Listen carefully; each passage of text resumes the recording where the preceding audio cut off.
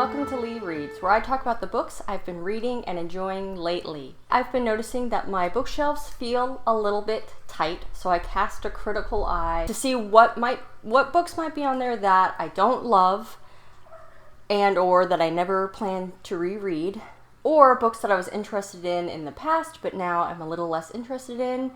It's basically time to do a fall unhaul. If you hear a ruckus, it's kittens.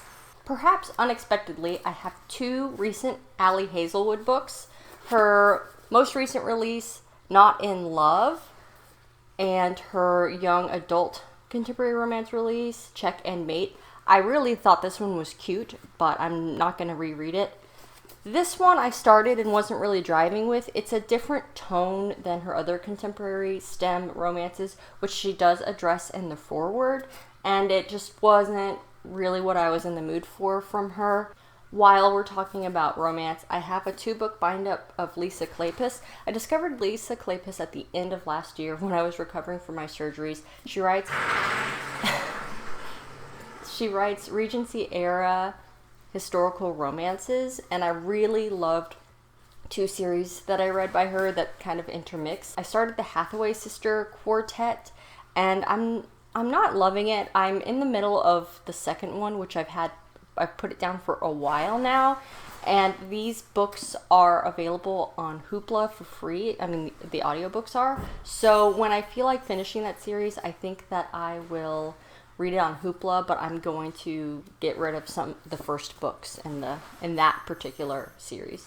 This is another one that might be surprising, but I decided I'm going to unhaul books 2 and 3 of The Devoured Worlds. I'm going to keep The Blighted Stars because I really, really, really liked this one and I might reread it. And while I also enjoyed book 2 and 3 and thought that the trilogy concluded well, I don't need to keep those books on my shelf. My dad actually is borrowing book 3 from me, so I will unhaul it when he returns it. But this is the second book, The Fractured Dark. Again, I liked the trilogy, but I don't need to keep it on my bookshelf. We've got some other new-ish fantasy. Mark Lawrence, The Book That Wouldn't Burn. Another book that I enjoyed, but didn't fall in love with, and I don't think that I'm going to reread it. I do want to continue the series. The second book is out, but I will get it from the library. I don't think I'm going to purchase it. So the kittens have this 4-way tunnel. If you looked at my community tab last week, I posted a picture of it. They love that thing. Here is a recent fantasy DNF that I've mentioned before, A Letter to the Luminous Deep, which is written in epistolary. I think that's the term for when the characters are writing letters back and forth to each other, and there wasn't enough distinction between like the 4 characters writing back and forth, and it was kind of haughty and pretentious. So even though I really liked the sound of the plot, these 2 people are investigating what happened to their siblings who lived in this underwater scientific home thing. The way it was written wasn't my favorite. I originally picked it up because of the cover, and I did read it and like it. The Spell Shop. It is cozy fantasy in the very sense of the word. Very sweet, almost too sweet, so that's why I don't know that I'll ever reread it, but maybe I'll keep it in case I ever need to pick me up. The author did say that in every chapter she wanted there to be something in there that would make her smile, which is an admirable goal. So it's like, it's not low stakes necessarily. It's also kind of pitched as a romantic fantasy, and it's really not. The romance in here is way on the back seat. Older fantasy. I picked up at the used bookstore my last trip, Mystic and Rider by Sharon Shin. I gave this one a start and it didn't really, really hook me, so I'm not going to hold on to it. And I have some Anne McCaffrey, Dragonflight, and Dragon Quest. I actually have the ebook versions of these. If I do decide to continue with the series, I'll read it on ebook.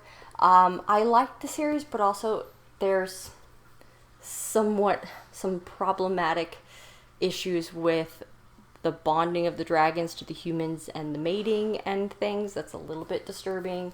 So, I don't know. I don't want to keep these on my shelf. One that I've picked up 2 times and still haven't gotten to, so I just need to accept that I'm probably never going to read it, even though it seems like the type of book that I should be interested in. Sister Song. It's a reimagining of an old British folk ballad, The Twa Sisters, that I'm not familiar with. Some young adult fantasy. This Vicious Grace, I think the writing is great, the characterizations are great. I picked up the sequel to it, This Cursed Light, which came out a year or two ago, and I still haven't read it, and I just don't know that I'm that interested now in the duology. I'm happy with where it's left off. I don't feel the need to read the second book, so I will pass this one on. And the ever-present Tom Clancy that my dad got from Half Price Books and read and then passed to me, The Act of Defiance. I really like spy thrillers in movie forms, but I don't really enjoy the literary versions, the fiction versions, so this is going to go as well. That is my fall unhaul. I don't anticipate really unhauling anything else. I don't know that I'm going to keep The Memory of Gods, which is the new book by James S.A. Corey. Right now my dad is borrowing that one, so I don't have it to unhaul anyway. I still have to think about it. Let's see if I can get any video of the kittens. But before that, I just want to say thank you so much for watching. I hope you enjoyed this video, and as always, don't forget to support your local library. Thanks.